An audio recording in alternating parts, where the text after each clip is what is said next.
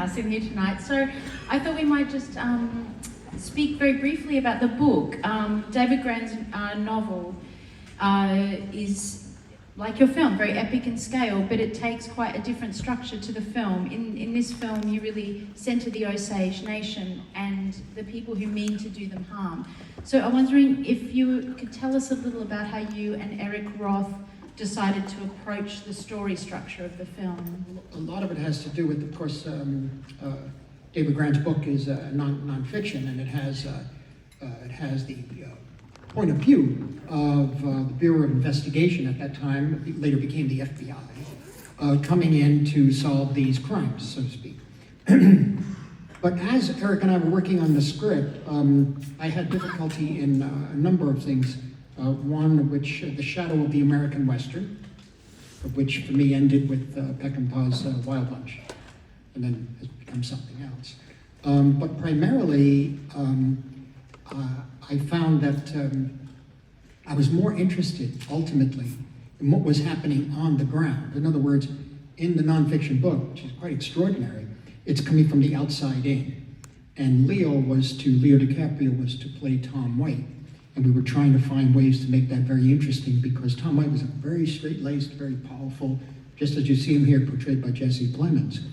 And ultimately, spending time at the Osage in Bosca and in Grey Horse, we learned that certain characters in the film, the characters played by Leo and Lily, Ernest and Molly, were very, very much in love.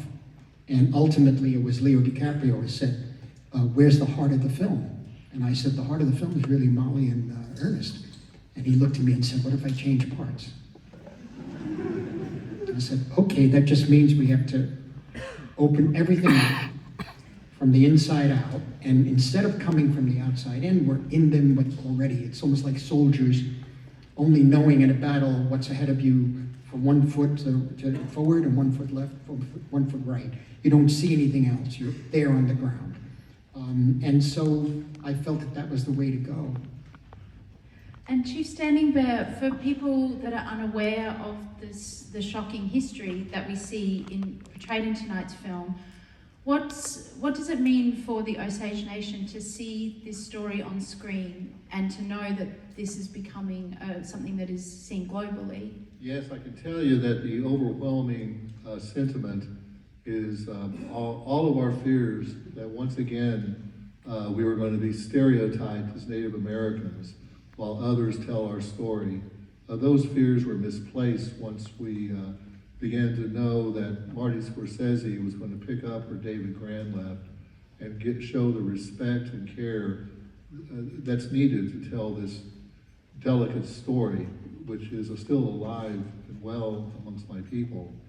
And when Marty walks in to the first meeting and says, we're going to film here, that started it off, building that trust like David had done.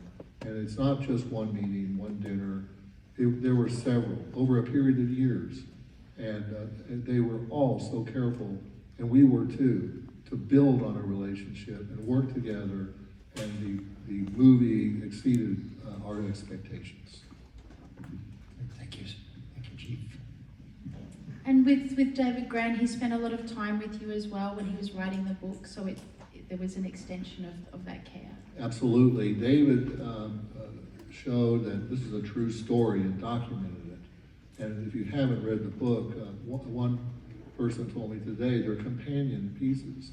The book has a different approach to the story than the movie, and the movie talks about the people involved.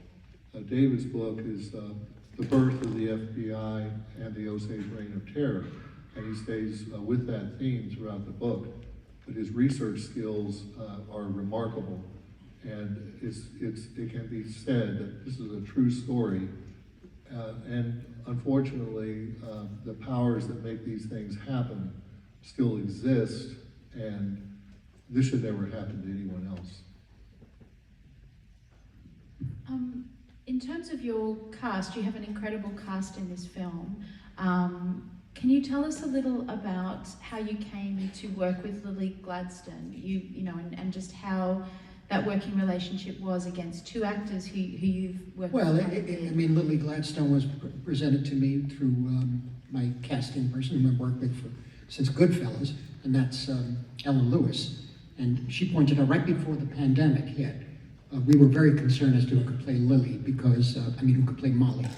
We were concerned because we had to create a lot of the dialogue for them, whereas opposed to other characters in the picture, some of the dialogue is already existing in the transcripts of their trials and in interviews by the FBI or Bureau of Investigation. So we were very concerned about that. We said we need somebody who really could play this, who really could understand the very nature of this world and that love and that trust and that betrayal. And Ellen told me, I think we're going to be all right, which is code for I think we got the person.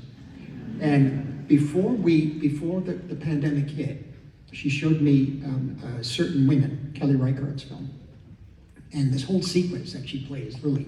And I said, you're right, she's amazing. I said, she's really something. She has a face. I said, this is perfect cinema face. You know, it's up there and you could read anything into it. And at the same time, you see the intelligence and the emotion and the psychology all going on behind her eyes or through her eyes. And so she had that grounding that myself and Leo ultimately needed. And eventually, after the pandemic, I was able to meet her on Zoom because we still couldn't meet. And I was convinced, and Leo and our producers were all concerned. And eventually we had Leo and Lily and myself and Ellen on another Zoom. And after an hour of talking, she hung up and Leo called me up and said, she's great.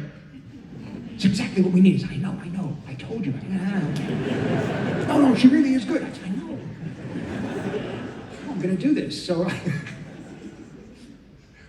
but I think she's, when he said, where's the heart of the movie? The heart of the movie is it's a love story between them and the soul of the movie is her.